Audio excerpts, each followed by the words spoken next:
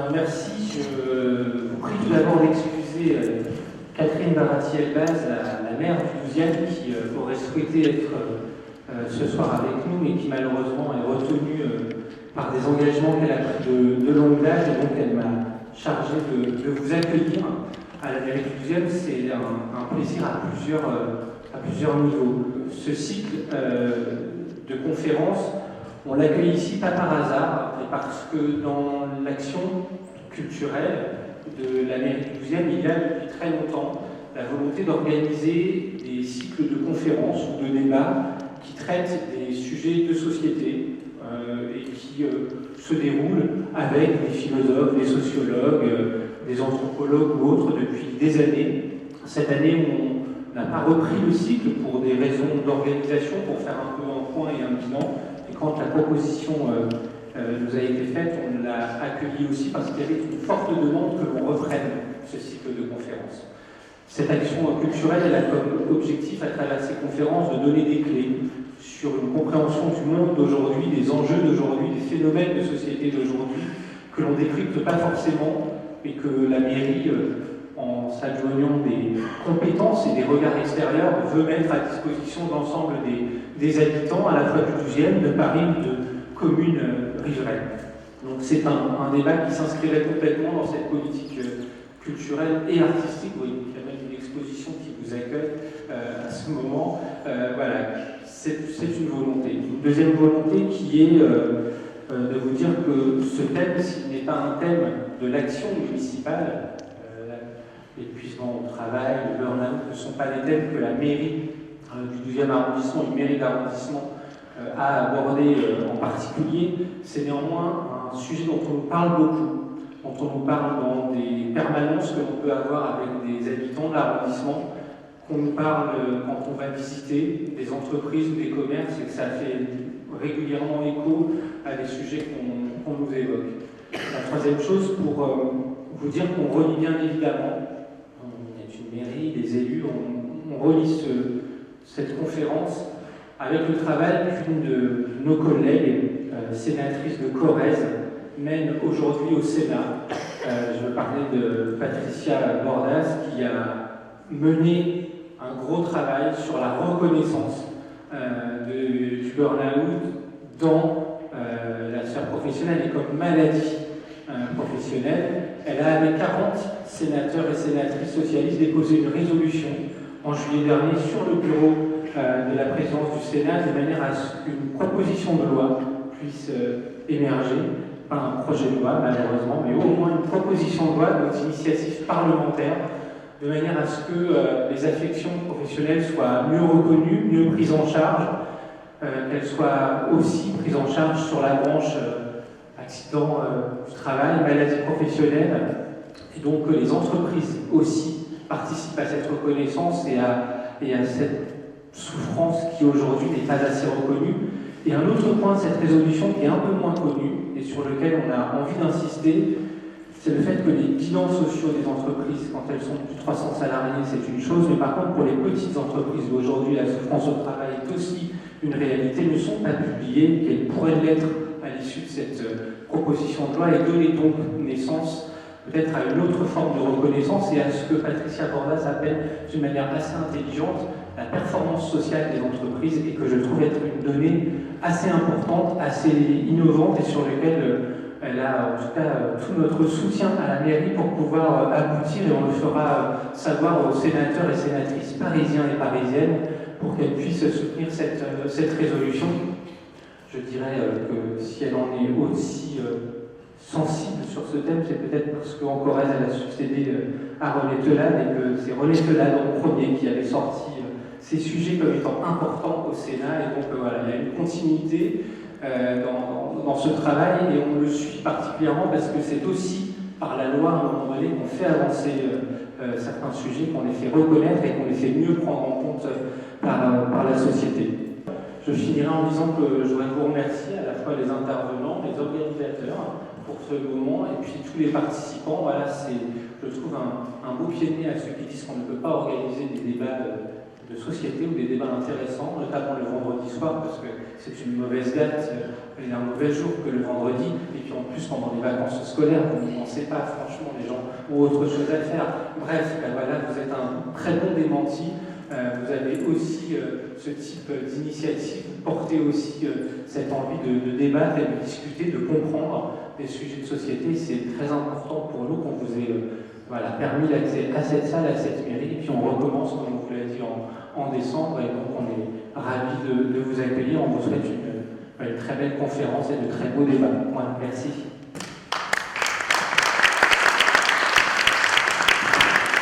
Bon, merci d'être venus aussi nombreux et pour la première fois dans la mairie du 12e arrondissement, nous avons notre première conférence avec nos invités qui nous ont fait l'honneur aussi de venir. Donc la psychanalyste Marie-France Hérigoyen et Jean-Claude Delgène. Et nous allons débattre et parler du burn-out, pourquoi ce nouveau mal du siècle. On va développer ce problème avec les deux intervenants, dont je vais vous présenter brièvement leur fonction et leur parcours. Je commence avec Jean-Claude Delgène qui va planter d'ailleurs un peu le décor parce que lui c'est vraiment un homme de terrain qui est non seulement cofondateur mais aussi président du cabinet Technologia, qui est un cabinet de prévention et d'évaluation des risques professionnels, des maladies professionnelles. Et il a été en chargé de mission sur Télécom, France Télécom, au moment des crises suicidaires, et aussi au Technocentre de Renault. Et à la suite de ces interventions-là, de ces évaluations, etc., de ces enquêtes, il s'est engagé pour un observatoire des suicides. Et cet observatoire a été créé effectivement en 2013. Donc c'est un homme de terrain qui sait de quoi il parle. Et ensuite, il a milité et milite maintenant pour une reconnaissance du burn-out comme maladie professionnelle par un appel qu'il a lancé début 2014. Et je crois qu'il y a des exemplaires que vous pouvez signer. Il a été signé depuis 2014 déjà 7500 fois.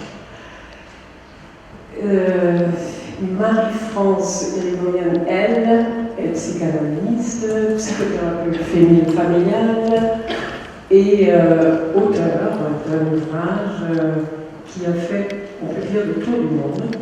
C'est le harcèlement moral, la violence perverse au quotidien, et ça a été traduit, ce livre a été traduit dans 24 pays. Donc, pourquoi? Parce qu'elle a brisé des tabous avec ce livre qui pointait déjà le doigt sur le malaise, le mal-être au travail, dans une société qui est ce qu'elle a maintenant et où le mal-être au travail s'aggrave de plus en plus. Ah oui, elle a sorti un livre récemment, c'est ce petit livre-là, également sur le harcèlement moral sous forme de que sais-je, le harcèlement moral au travail. Merci d'être aussi nombreux ce soir. Je suis très heureux d'être là avec Marie-France, une amie, et puis pouvoir échanger avec vous, essayer de peut-être mieux comprendre ce qui se passe dans notre société. Alors dans un premier temps, je préciserai d'où je parle, c'est été dit, mais peut-être c'est important de repréciser un peu. Ensuite, je verrai les grandes tendances pour bien expliquer d'où vient ce mal, qui est un mal peut-être pas du siècle, mais au moins du demi-siècle. Et puis ensuite, je verrai rapidement les retards de la France en matière de prévention, qui explique pourquoi le mal est aussi présent dans notre pays. Enfin, je terminerai pour la question du burn-out, en précisant ce que c'est, les différentes phases, comment ça se déroule, pour après revenir un peu sur l'initiative qui a été prise par moi, mais aussi par beaucoup de médecins, à travers l'appel que j'ai lancé, et pourquoi cet appel, en terminant, pour laisser bien sûr la parole à ensuite assez rapidement à Marie-France. Donc Technologia, c'est en fait un outil aujourd'hui, un laboratoire d'analyse du réel, je dirais, des situations de travail. On fait à peu près 500 missions par an. On a parlé de France Télécom et de Renault, mais on a dû travailler sur une centaine de crises subsidiaires d'entreprises au cours des 10 dernières années. Et par ailleurs, bien sûr, on travaille dans des situations moins exposées, moins difficiles. Par exemple, on vient de terminer une mission pour l'évaluation des risques pour les services de Premier ministre de Matignon, pour les salariés, bien sûr, de Matignon.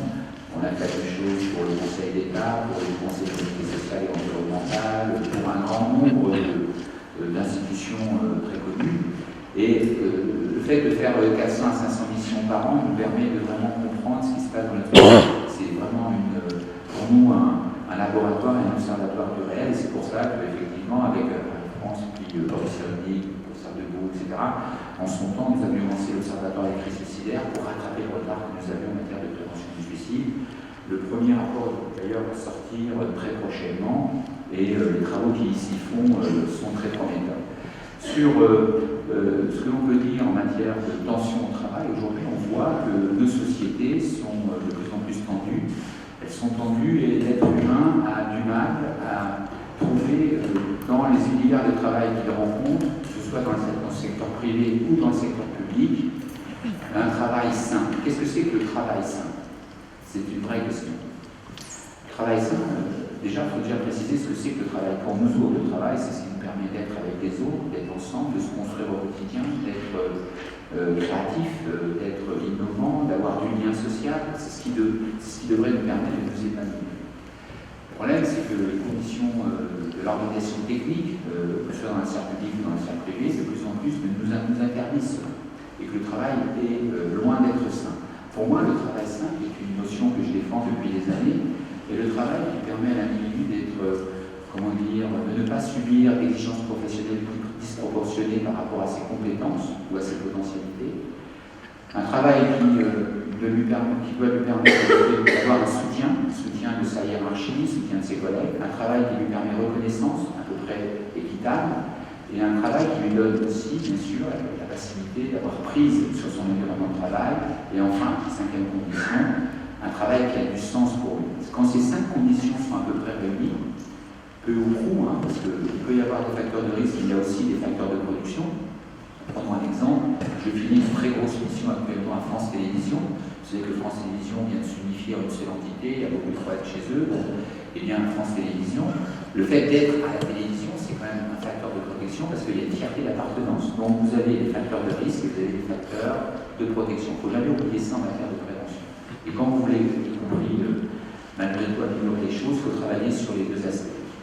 Donc le travail sain, ça doit être ces 5 conditions qui permettent de comprendre aujourd'hui là où on en est, savoir vraiment dans un recul considérable par rapport aux cohortes d'anciens qui nous ont en fait précédés. Pourquoi? Alors j'expliquerai, mais rapidement, parce qu'on n'a pas beaucoup de temps, 2 grandes tendances qui se sont combinées. La première tendance, c'est une tendance idéologique, c'est-à-dire qu'à partir de 89, avec l'écroulement du mur de Berlin, un seul système, je dirais, s'est imposé rapidement, c'est le système néolibéralisme porté par l'école de Chicago et qui, en fait, a réduit, en fait, un peu sommairement, l'entreprise à un actif financier à part entière. C'est le modèle Stuart et Spencer, que vous connaissez peut-être, parce que pour s'il y a des économistes dans la salle, moi je suis de formation économiste spécialisée en organisation du travail. Ce modèle, en fait, explique que l'entreprise est avant tout un actif financier à part entière et donc il doit être le plus rentable possible à court terme. Et effectivement, ce modèle conduit à accentuer la pression sur les uns et les autres pour faire en sorte qu'au final, à travers des plans assez précis d'objectifs, à travers une programmation, à travers une direction par objectif, on puisse avoir le maximum de rentabilité qui peut ensuite être remontée et redistribuée éventuellement aux analystes de finances, enfin à la bourse, aux détenteurs de capitaux. En fait, avec ce modèle, on a une mainmise, je dirais, des détenteurs de capitaux sur l'entreprise. l'entreprise, alors qu'auparavant, l'entreprise était plurielle. Vous aviez bien sûr les actionnaires, mais vous aviez aussi les dirigeants, vous aviez aussi les représentants plus ou moins importants de l'État, les salariés. Vous aviez en fait une entreprise plus plurielle qu'elle ne l'est aujourd'hui. Ça, c'est la première tendance, je l'ai dit. Deuxième tendance, très importante, celle de la société, la révolution numérique que nous connaissons, qui porte d'énormes risques et qui n'ont jamais été anticipés. Les risques de la société numérique, bon, on les voit bien aujourd'hui, hein, que ce soit avec la laisse électronique que peut-être chacun a ici dans sa poche, dans son sac, qui permet d'être contacté à tout moment, qui permet, y compris, de déporter du travail de la sphère professionnelle vers la sphère privée, qui permet d'aller chercher les gens durant leurs vacances. Il faut savoir que, par exemple, 20% des cadres aujourd'hui, 20% simplement des cadres déconnectent durant leurs vacances ou durant leur week-end. Les autres moments, ils sont toujours en phase. Nous avons fait une étude il y a 1 an où on a montré que 35% des jeunes considéraient qu'ils devaient être disponibles à 100% de leur temps pour leur employeur. Vous voyez, ce sont des tendances où on voit que le travail tend à occuper toutes les autres sphères, mais je vais y revenir. Ce qu'il faut comprendre rapidement de la révolution numérique, c'est qu'elle commence en 71. 71, c'est une année importante, et même extrêmement importante à différents points de vue, puisque c'est aussi la fin des accords de Bretton Woods, mais sur un point économique, je n'y reviens pas, mais c'est une année bascule. 71, vous avez les premiers protocoles Internet, qui sont développés par 9 universités américaines et par l'armée, pour pouvoir effectivement faire la circulation de l'information. 71, c'est le premier micro-ordinateur développé chez Xerox à Palo Alto. 71, c'est encore la première imprimante laser développée dans la même université. Donc vous voyez, déjà en 71, vous avez l'ordinateur, le micro-ordinateur qui sera développé avec plus de succès quelques années après par Steve Jobs, qui va fonder Apple. Vous avez l'imprimante, et puis vous avez les réseaux qui permettent effectivement la circulation d'informations. Ça, c'est 71. 94, vous avez l'émergence de ce qu'on appelle les connecteurs, les commutateurs et les capteurs, qui vont permettre en fait d'organiser la toile, le net, sur l'ensemble de la planète. Ça, c'est très important. Pourquoi? Parce que aujourd'hui, le capital n'est plus trébuchant, comme le temps des nuits d'or que nous avions nos ancêtres. Il est essentiellement structural, c'est-à-dire que le numérique, l'argent circule dans le monde entier, à la vitesse de la lumière. D'ailleurs, l'argent fait de l'argent, parce que vous avez des machines. Aujourd'hui, par exemple, en ce qui concerne le placement en bourse, vous savez que 67% des actions placées en bourse le sont par des machines, ça s'appelle le trading. Donc, ce qui est, en fait, il faut le savoir, parce que si vous êtes particulier et que vous jouez, vous avez des chances de perdre. Voilà. Donc, concrètement, on voit que l'argent se déplace à la vitesse de la lumière et que les détenteurs de capitaux, en fait, cherchent le maximum de rentabilité en mettant, en fait, en concurrence les peuples les uns avec les autres, avec une certaine transparence sur leurs investissements.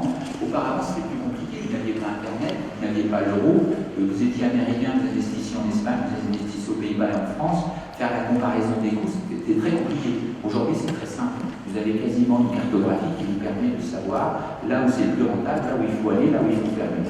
Et donc, cette situation, y compris numérique, permet, avec le développement de tous les instruments SAP, je vais vite, mais permet y compris de contrôler ce que font les individus. Vous avez un système qui permet d'avoir une programmation assez fine et de suivre quasiment les résultats. Donc, on a une direction par objectif et on a une évaluation, et tout cela fait que l'individu est sans arrêt sous pression. Et le burn-out, c'est ça. Le burn-out, Marie-France vous expliquera ça beaucoup mieux que moi, c'est la maladie du trop vite, du trop d'exigence, du trop de rentabilité. C'est une maladie qui met sans arrêt l'individu dans une situation où il ne détient pas son rythme personnel. Il est toujours à contre-rythme, sous pression. C'est en fait cela qu'il faut le vivre. Alors, en France, c'est la troisième partie, on n'a pas su faire face à cela, et au même on a aggravé. On n'a pas de culture de prévention en France. En fait, on l'a vu avec le plan cancer, on l'a vu avec les suicides, mais on le voit aussi aujourd'hui en matière de burn-out. On a la difficulté à appréhender les choses, et on laisse faire, et lorsque en fait, la situation est catastrophique, on essaye de corriger. On n'a pas la culture pour les pays, par exemple, scandinaves, ou les pays anglo-saxons, de ce point de vue-là. Alors, il y a des retards dans ces pays-là, je ne fais pas un panégyrique de l'extérieur, mais on a un retard en matière de prévention. Donc, en fait, nous faisons quoi en France? Moi-même, Marie-France aussi, on a participé à des tas de colloques, à des tas de commissions, commission du Sénat, commission du CESE, commission du Premier ministre, commission de l'Assemblée nationale. On a fait énormément, je dirais, de participation. Là, il y a eu des accords de signer, mais globalement, on fait encore de la qualité papier, ce que j'appelle de la qualité papier, c'est-à-dire que globalement, on n'entre pas dans les process de production pour mettre en place des conditions permettant aux gens de bien faire leur travail. Les gens, je vous l'ai dit tout à l'heure, le travail est porteur pour l'individu. C'est la matrice humaine par excellence, le travail. Donc, les gens veulent faire un bon travail, veulent faire bien leur travail. Le problème, c'est de réunir les conditions pour permettre aux gens de bien faire leur travail. Et, effectivement, les tendances actuelles, la pression, les désorganisations, les réorganisations multiples, on l'a vu dans les grands groupes, les perpétuelles réorganisations font que les gens sont dans une situation à chaque fois d'être bousculés, d'être malmenés, de perdre leur repère, de perdre leur vision, d'être dans l'incertitude. Il faut comprendre aussi que la situation du burn-out est liée aussi à la présence d'un chômage massif. Chômage où il y a 5 millions de personnes qui sont laissées à la porte et qui pèsent, bien entendu, sur ceux qui sont au travail. Si on faisait un point dans la salle là, de tous ceux qui sont aujourd'hui soit en perte d'emploi, en fragilité professionnelle ou dans leur entourage ayant des gens en fragilité personnelle, on verrait, ou sociale, on verrait qu'il y a un progrès considérable. Alors, cette précarité virtuelle est intégrée et elle joue énormément dans le burn-out, comme je vais l'expliquer. Alors, le burn-out, qu'est-ce que c'est? Le burn-out, c'est effectivement un terme qui est un terme valise aujourd'hui. Chacun y met un peu ce qu'il veut, certains, c'est quelquefois une fatigue, je suis en burn-out, et puis d'autres, c'est vraiment très grave et ça peut conduire même, dans des cas un peu très difficiles, au suicide. Il faut savoir que le burn-out est un facteur prédictif de suicide. Moi qui ai étudié une centaine de crises suicidaires avec des équipes composées de psychiatres, de psychologues cliniciens, de médecins, etc., depuis une dizaine d'années, je peux vous assurer que dans les crises suicidaires, très souvent, les exigences professionnelles démesurées sur le long terme peuvent conduire les gens dans des passages à l'acte en reprimant la violence contre eux. Donc la question essentielle, c'est qu'est-ce qui se passe? Qu'est-ce qui se passe quand vous êtes confronté à une situation? Quel est le risque? Déjà, il faut savoir que globalement, vous avez des symptômes qui surviennent. Les symptômes, il ne faut pas les nier. On y reviendra tout à l'heure certainement dans les questions et les réponses. Mais vous avez, je passe très vite là-dessus, 3 types de symptômes. Des symptômes d'ordre physique, des symptômes d'ordre psychologique et des symptômes d'ordre comportemental. C'est physique, c'est l'ordre de l'eau, les manifestations cutanées, la fatigue aussi qui peut se faire ressentir sur leur physique.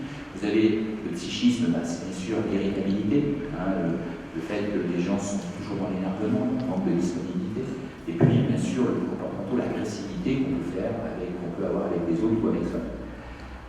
Alors le burn-out se termine toujours mal, et il commence bien en fait, puisque quelque part la première phase, il y a 4 phases, je les décris rapidement, vous compreniez comment en fait on peut aller jusqu'en bas du toboggan et comment il faut éviter de gagner. La première phase, c'est celle de l'engagement heureux, c'est-à-dire globalement, je suis investi dans mon travail, je mobilise des émotions positives, j'ai du retour en matière de reconnaissance, globalement tout va bien. Là, à ce stade-là, si la personne est un peu raisonnable, elle peut très bien vivre son travail avec sans trop de difficultés. La deuxième phase, c'est celle où on commence à sentir la toute-puissance du travail, c'est-à-dire que la personne est tellement engagée qu'elle va commencer à en fait couper ses autres activités, couper avec des activités qui ne sont pas professionnelles, à savoir par exemple le sport, les loisirs, la famille. Vous avez effectivement beaucoup de gens qui font ces sacrifices au quotidien. Alors, dans certaines professions, les professions par exemple politiques qui sont assez exposées, souvent mais dans d'autres aussi, médecins, etc. Donc on se coupe, on est totalement investi, on ne fait que travailler, les autres activités ne comptent plus, ne comptent pas, et même y compris les proches subissent cette frustration, les proches sont laissés pour compte, et même s'ils alertent, très souvent la personne qui est dans ce surengagement en fait est incapable d'entendre la plainte de ceux qui l'aiment pour eux. Ça c'est la deuxième phase. Troisième phase, c'est la phase, je dirais peut-être la plus importante dans cette exposé de prévention, c'est la phase où l'individu travaille tellement qu'il se met en mode frénétique. C'est-à-dire que globalement, il commence à subir l'anxiété d'une activité débridée. Il n'arrive plus dire, à mobiliser des émotions positives. Il est même très souvent tellement fatigué qu'il fait des erreurs, car il faut savoir, travailler trop, on travaille mal. On travaille trop, on travaille mal. C'est-à-dire qu'à un moment donné, on manque de discernement, on manque de créativité, on fait des mauvais choix, on est dans une logique où, globalement, y compris on n'est pas disponible pour écouter, pour être au diapason des autres. On est dans une logique d'enfermement et d'isolement. Et là, la personne qui, au cours des premières et deuxièmes phases, avait la reconnaissance, quelqu'un qui tapait dans la butte, qui était disponible, qui était proactif, il faut savoir que les gens qui sont victimes de burn-out, ce sont des gens qui ont, vous comprendrez, des gens qui ont un idéal de réalisation par le travail, qui sont, je dirais, très investis, qui sont des battants, qui sont là, qui portent, qui sont des locomotives. Ces gens-là donc reçoivent en retour, bien sûr, la vision positive que leur ont les autres. Mais quand à la troisième phase, cette vision commence à être altérée parce que la personne commence à faire des bêtises, comme elle n'est pas bonne, etc., là, il commence à avoir des phénomènes qui peuvent être extrêmement négatifs pour elle. C'est-à-dire qu'avec la fatigue, l'anxiété, la personne y compris peut développer une certaine déconsidération d'elle-même. C'est assez souvent le cas, avec la perte de repères, avec je dirais une situation où, y compris la tendance souvent, c'est de rajouter une couche en matière d'activité, en matière d'implication, pour essayer de rattraper la perte d'efficience, l'entropie d'activité. Vous voyez ? Et là, c'est effectivement assez grave, parce que le rajout d'une pression peut effectivement faire basculer l'individu dans la quatrième phase. Je précise aussi, à la troisième phase, souvent apparaît ce qu'on appelle le syndrome de l'imposteur, c'est-à-dire que la personne commence à douter d'elle-même, elle commence à se dire est-ce que je suis, est-ce que c'est moi, est-ce que je suis là, etc., est-ce que c'est bien, etc., ce que je fais, elle commence à douter, elle commence à se remettre en question.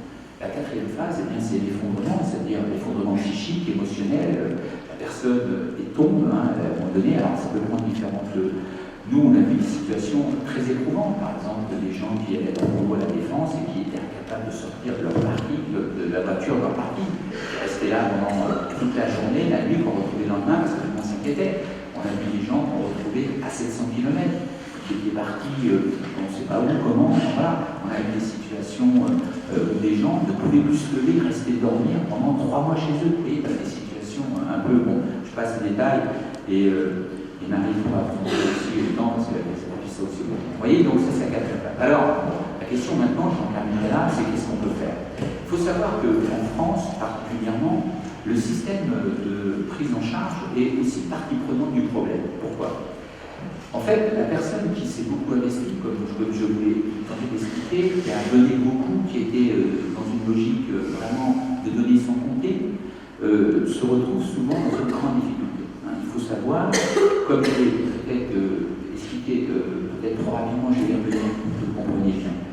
Le burn-out, l'épuisement professionnel plus exactement, plutôt que le burn-out, parce que le burn-out renvoie à 13 ou 14 définitions, plus ou moins précis, il n'y a pas un vrai consensus sur ce terme-là. Et moi, je préfère le terme d'épuisement professionnel, je vois qu'il y a des débats d'experts à ce sujet-là, parce que le terme d'épuisement professionnel est quand même plus calé en matière de description clinique. Mais bon, le terme d'épuisement professionnel renvoie pour moi à 2 tendances qui s'ajoutent. La première tendance, c'est la tendance du travail excessif. Le travail excessif étant le résultat d'une demande de l'employeur, du moins employeur public ou privé, qui est très importante, qui peut être démesurée par rapport aux potentialités. Et cette tendance de travail excessif se combine avec ce qu'on appelle le travail compulsif. Le travail compulsif, c'est ce que je vous ai expliqué tout à l'heure, c'est-à-dire le fait que la personne, voyant la précarité dans laquelle elle peut tomber, ayant intégré, comme dit très bien Lénard, la sociologue, ayant intégré une précarité virtuelle, elle a peur de cette précarité, donc elle se remonte le ressort, elle s'investit énormément. Voilà. Puis elle peut, y compris elle-même, touchée par la précarité d'un conjoint ou de sa famille, dont elle a la charge, etc. Donc, globalement, le travail compulsif s'additionne au travail excessif.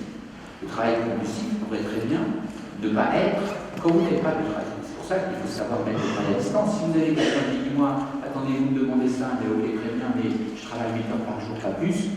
Le reste du temps, vous voyez, si on sait mettre le travail à distance, on peut décider clairement de ne pas être rentré dans ce schéma. Le problème, c'est que quelquefois, fois, et y compris si vous avez un employeur heureux, satisfait et qui sait gérer ces problèmes-là, s'il a affaire à quelqu'un avec divers en travail compulsif, il peut très bien dire attendez, prends des vacances, lève le pied, etc.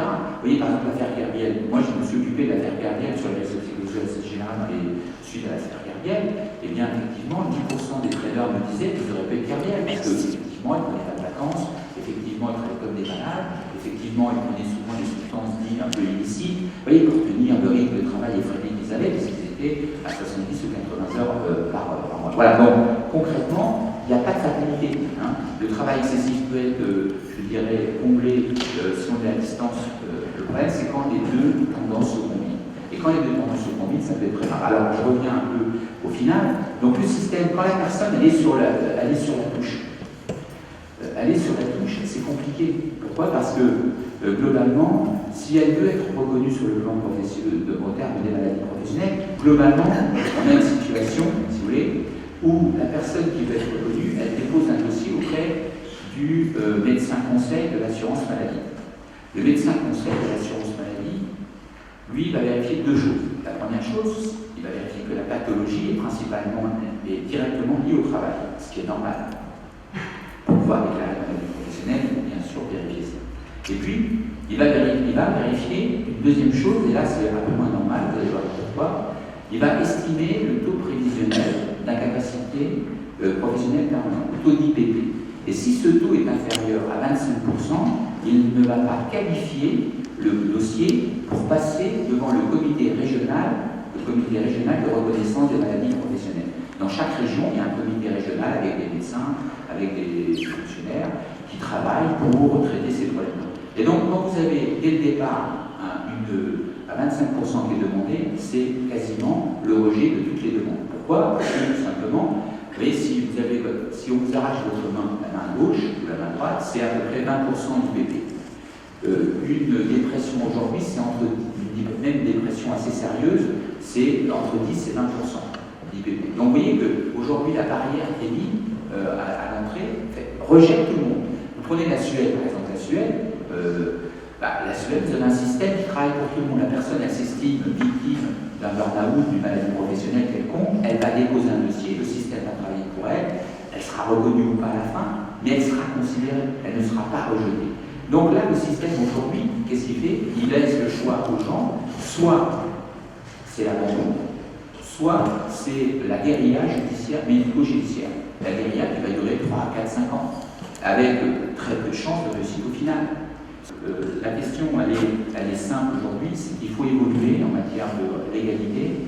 Alors, il y a des tas de choses à faire, par ailleurs, en matière de prévention du burn-out, au niveau individuel, au niveau collectif, mais en matière de politique publique, moi je m'arrêterai là-dessus, il faut vraiment faire évoluer le système. Et je terminerai en vous lisant cette phrase. Si Nicolas avait vécu aux Pays-Bas, où la loi protège les salariés en risque de burn-out, il serait encore en vie. C'est Madame Irma Chauvel de White, qui était l'époux, s'est donné la mort le 25 février 2013, l'époux qui était donc en burn-out et qui était le directeur de la communication de la Poste. Je vous remercie.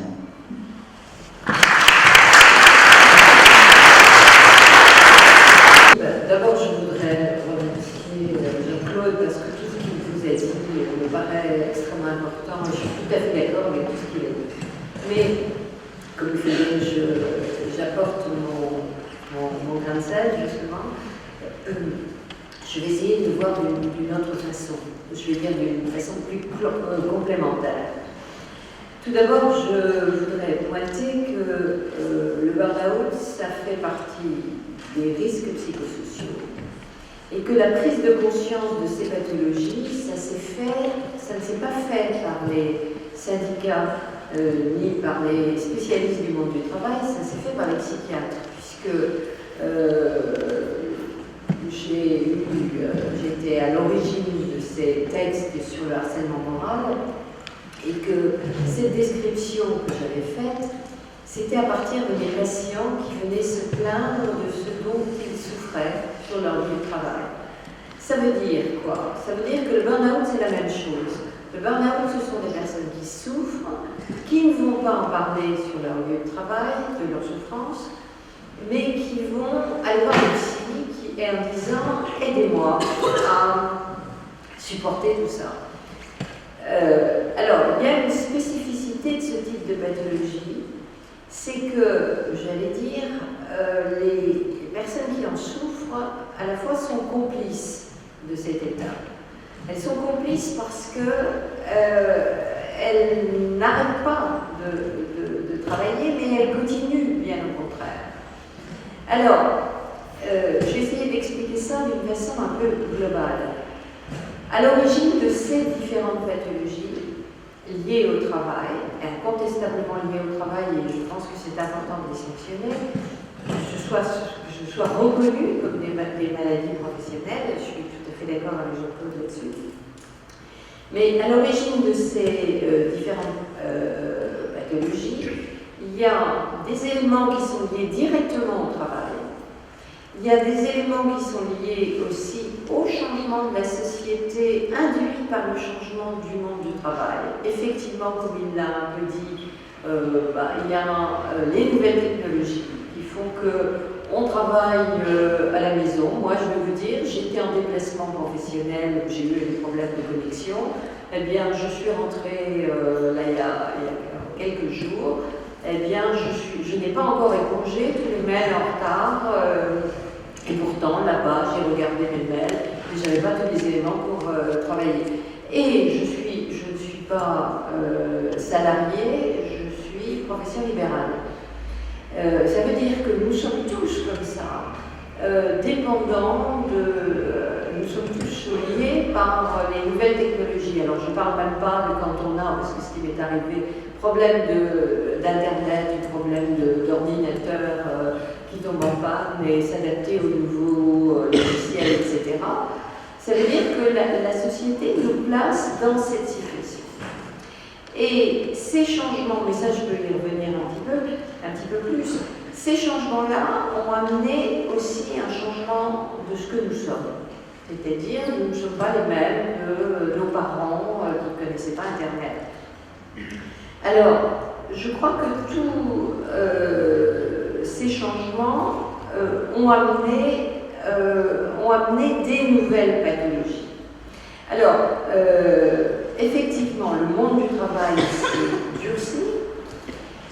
Très clairement, alors je ne sais pas, effectivement, Jean-Claude vous disait, ceux qui sont dans la salle, très clairement, moi, ce que je vois, c'est des gens qui travaillent trop et qui sont en surcharge de travail, quelquefois jusqu'au burn-out, et ceux qui ne travaillent pas ou qui ne travaillent plus. Alors, parmi ceux-là, vous avez tous ceux, et nous les psys, on les reçoit, tous ceux qui sont des jeunes et qui ne sont pas encore inclus dans le monde du travail. Ils sont stagiaires, ils font des choses ils ont des blogs, ils font des trucs sur Internet en espérant qu'ils seront acceptés comme ça. Si peut-être que je vais être reconnue, je pourrais trouver un job. Donc il y a ceux qui ne sont pas encore dans le monde du travail. Et il y a ceux qui ont été dans le monde du travail et qui, passé un certain âge, sont trop vieux. Ils sont considérés comme seniors, et vous savez qu'on est considérés comme seniors de plus en plus tôt. Parce que, justement, ils ne sont pas assez au point sur les nouvelles technologies, on considère qu'ils ne parlent pas assez bien les langues, qu'ils ne sont pas assez dynamiques, qu'ils sont trop critiques, ils ne sont pas assez dociles. Tout cela, on les met de côté. Alors ceux-là, il y a ceux qu'on harcèle, et il y a ceux, effectivement, parce que le harcèlement, on peut le voir, n'est pas très loin de toutes ces pathologies. Il y a des spécificités, on peut rentrer dans les détails, mais il y a ceux qu'on met de côté. Et puis au milieu, il y a ceux qui sont, alors on parle beaucoup ceux qui sont donc les plus performants. On va miser sur eux. Alors ceux-là, nous les psys, on les voit difficilement, parce qu'on peut les voir le lundi matin très tôt, ou le vendredi soir tard, ou le samedi matin, parce que le reste du temps, ils sont en déplacement, ils travaillent non-stop. Là, moi, par exemple, j'ai une patiente, je peux vous dire, elle travaille dans un des entreprises les plus... c'est très bien dans votre CV si vous travaillez dans cette entreprise. Simplement, elle me demande toujours des rendez-vous. Je ne peux pas la recevoir si ce n'est à 21h. Et là, j'en ai ai ras-le-bol. Et là, j'ai dit, bah, il faut qu'elle trouve un autre psy, parce que moi, j'ai plus envie de lui donner des rendez-vous à 21h. Parce que sinon, dans cette entreprise que je connais bien par ailleurs, eh bien, si vous partez avant, si vous partez à, disons, allez, à 20h, 20h30, c'est que vous ne travaillez pas. Alors, dans d'autres pays, je pense à l'Allemagne, si vous travaillez trop tard, c'est que justement, vous ne savez pas vous organiser. Mais en France, c'est comme ça. Et on ne se pose pas la question. Alors il faut voir un peu comment ça se passe. Le burn-out, Jean-Claude a commencé à vous en parler, c'est une pathologie, c'est une maladie du trop. Moi, je dirais quand même que c'est une pathologie de société, de notre monde, qui se dérègle, qui part dans des excès en général. C'est une pathologie du trop, mais c'est surtout une pathologie des limites. Mais comment pouvez-vous mettre des limites quand vous travaillez, là je pense à cette personne qui est directrice financière de cette entreprise très prestigieuse, si vous dites non, je ne suis pas là, ben vous êtes grillé. Alors c'est du travail excessif et c'est du travail compulsif, je suis d'accord, mais il faut avoir en tête que si ça marche, c'est que le management actuel vous tient un discours de séduction. On vous séduit, on vous met sous emprise jusqu'à ce que vous perdiez vos limites. Alors pour vous raconter comment ça se passe, je vais vous prendre l'exemple de quelqu'un que je vois en thérapie. Enfin, je vois en thérapie quand elle peut venir, parce que souvent elle ne peut pas venir. Alors, c'est une personne qui travaille dans les ressources humaines, une société. Au début, c'était une entreprise à échelle, on va dire, humaine. Et puis, il y a eu une première fusion. Alors, première fusion, quand on est dans les ressources humaines, ça fait beaucoup de travail. Donc, elle a fait. C'est quelqu'un qui s'est formé. Elle a fait des formations en plus de son travail, sur son temps personnel, je précise. Donc, elle a fait ses formations en pensant elle améliorait son employabilité, c'est le terme qu'on utilise. Donc, elle a plein de diplômes, elle est très performante et tout. Et puis, donc, elle a continué à travailler comme ça. Bon, bien sûr, alors je précise, elle a des enfants, elle a un mari qui travaille à l'étranger, c'est pas très pratique, et elle habite en banlieue. Alors, elle travaille, alors elle rentre tard, elle travaille beaucoup, ses enfants, elle met la pression, alors elle leur met des professeurs particuliers pour que les enfants intègrent la bonne école qui va faire qu'eux-mêmes vont être très performants. Et elle a mal au dos, elle a mal au cou, elle a de l'oppression, elle fait des malaises de temps en temps, et dans ces moments-là, elle vient me voir et elle me dit pas, elle me demande pas d'essayer de comprendre ce qui se passe et qu'est-ce qu'elle peut remettre en question. Elle dit non, donnez-moi un petit traitement, parce que là, il va y avoir des évaluations, il va y avoir une période difficile, on va changer au niveau de la direction, etc. Et donc, elle demande à être encore plus performante. Alors, ce qui s'est passé, c'est que cette femme-là, il y a eu une autre fusion. Donc l'entreprise maintenant est devenue un truc gigantesque. Alors maintenant, en plus, ils ont migré beaucoup plus loin, c'est-à-dire elle a encore plus de temps de transport. Est-ce que, quand elle craque, est-ce que c'est lié à son travail? Est-ce que c'est lié à ses temps de transport? Est-ce que c'est lié au fait que son mari travaillait à l'étranger et qu'il n'était pas là quotidiennement? Est-ce que c'est lié au fait qu'elle met la pression à ses enfants? Moi, je voudrais bien comprendre. Moi, ce que je crois, c'est que c'est une pathologie de civilisation. C'est une pathologie de civilisation qui vient... effectivement, l'origine est du monde du travail, de cette espèce d'emballement au niveau des entreprises qui fait que ça va de plus en plus vite, c'est dématérialisé. Et que pour certains qui, par exemple, travaillent au niveau international, eh bien, vous pouvez avoir des réunions très très tôt le matin, au milieu de la nuit, etc., puisque vous avez des réunions par Skype ou comme ça, par téléphone à des horaires qui sont décalés. Ce système-là, je crois qu'effectivement, je suis tout à fait d'accord avec Jean-Claude, il faut responsabiliser le monde du travail, responsabiliser les entreprises. Pourquoi? Parce que, au fond, les personnes qui travaillent comme ça ne sont plus performantes. Ça n'a pas de sens. Alors, ces gens qui souffrent sur le lieu de travail disent que ce qui les fait le plus souffrir, c'est pas tellement la quantité de travail, parce que ces gens-là ont très envie de beaucoup travailler. Ce qui les fait souffrir, c'est le manque de chance. Ces gens-là, ils ont envie de faire du bon boulot, et ils sont obligés de bâcler, ils sont obligés de faire toujours plus. Ils sont embarqués dans un discours qui n'a pas de sens. Si on réfléchit bien, le discours managérial, avec des tas de mots anglais, des tas de mots en flexibilité, proximité, réactivité, disponibilité, etc., sont des mots qui sont des mots blabla. Hein, c'est-à-dire qu'on vous tient un beau discours qui vous lave le cerveau et qui vous fait croire que si vous en donnez encore plus, vous gobez du beau discours et vous pensez que si vous donnez plus, vous allez réussir mieux et que ça va être mieux pour vous. Alors, qu'est-ce qu'on voit de ces personnes-là? Ces personnes-là travaillent non-stop et, je le disais, perdent leurs limites. C'est-à-dire, elles n'en sont plus. Quand on est épuisé, on n'est plus capable de dire là est la limite de ce que je peux supporter. Et donc cette perte de limite va faire que ces personnes-là ne vont pas pouvoir dire aux collègues attention, je suis en train de craquer. Ils ne vont même pas être capables de le dire à la maison. Ces gens-là à la maison disent mais non, ça va aller, mais non, je vais supporter.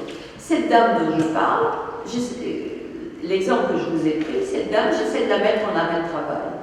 Et elle me dit non, ça va aller. Il n'y a que quand elle s'est cassée la figure, effectivement, en courant sur les quais du métro, elle s'est cassée la figure, là elle a eu une belle entorse, et là elle est obligée de s'arrêter. Mais qu'est-ce qu'elle a fait? Elle a travaillé chez elle, puisque maintenant son ordinateur, on peut travailler à la maison. Donc elle était en arrêt maladie, authentifiée, parce qu'elle n'y allait pas, mais elle travaillait, peut-être pas tout autant, mais presque. Et ça, c'est des choses que je vois tous les jours. Alors, il me semble, je suis tout à fait d'accord avec cette proposition de considérer comme maladie professionnelle les pathologies, le burn-out, c'est ce que dit Jean-Claude, mais moi je voudrais l'élargir aux pathologies liées au travail, c'est-à-dire que, parce qu'on ne fait pas vraiment la distinction. Je vous prends l'exemple de cette dame, on ne fait pas vraiment la distinction entre ce qui est du burn-out, ce qui est du harcèlement. Là, ce qui se passe, et ça il vous l'a un petit peu dit, c'est que la difficulté, c'est que le terme burn-out, il n'y a pas de définition scientifique reconnue au niveau international. Et il n'y a pas de définition juridique. La seule définition juridique que l'on ait, c'est le harcèlement moral. Parce que là, il y a eu une loi, et qu'à partir de cette loi, il y a eu des jurisprudences. La Cour de cassation a reprécisé, à partir de 2008-2009, a reprécisé exactement ce qu'était le harcèlement, ce qui fait qu'on a une définition qui est extrêmement précise. Et la définition du harcèlement moral est également la même dans les différents pays. Parce que ce n'est pas qu'en France qu'il y a cette pathologie, c'est partout dans le monde. Il y a une vraie problématique actuelle, ce qui est logique d'ailleurs, parce qu'il y a une mondialisation. Alors la différence qu'il y a entre des pays et des autres, un certain pays et d'autres, c'est qu'il y a des pays qui ont une prévention, qui ont mis en place des programmes de prévention des risques psychosociaux. Et effectivement, comme Jean-Claude vous l'a dit, les pays nordiques, la Suède, le Danemark, la Norvège, ont des programmes de prévention des risques psychosociaux sociaux en général, mais il faut dire que ce sont des pays qui travaillent depuis très longtemps, puisqu'ils ont des politiques de médecine du travail depuis très longtemps, axées sur la prévention. Alors, la difficulté qu'on a de tout ça, c'est que, au fond, il faut alerter les entreprises que ça n'a pas de sens et que ce n'est pas rentable. Et pour qu'ils en prennent conscience, parce que ça devrait être du bon sens, eh bien, pour qu'ils en prennent conscience, il faut effectivement qu'il y ait quelque part des sanctions. Et c'est donc la seule façon qu'il y ait des sanctions financières, puisque c'est ce qui intéresse. Moi, ce que je crois, c'est que notre système va dans le mur, le système tel qu'il est là, et que ça va changer. D'abord parce qu'on voit de plus en plus de jeunes qui se désintéressent du monde du travail tel qu'il est là. Ils ont envie, on a de plus en plus de jeunes qui décident de faire auto-entrepreneur, de travailler autrement. Je crois qu'avec les nouvelles technologies, on pourra travailler autrement. Donc je crois que pour que les entreprises fonctionnent bien et qu'il y ait du retour sur investissement, on va dire, eh bien pour ça, il faut que les gens soient bien sur leur lieu de travail. Donc le bien-être au travail, c'est pas des paroles comme ça fantasmées, c'est une réalité. Je crois que si on veut qu'il y ait effectivement une rentabilité, il faut miser sur la santé au travail, la santé incluant le bien-être au travail. Je vais peut-être m'arrêter parce que je pense qu'il faudrait qu'il y ait des questions, qu'on laisse la place pour les questions. Voilà, je vous remercie.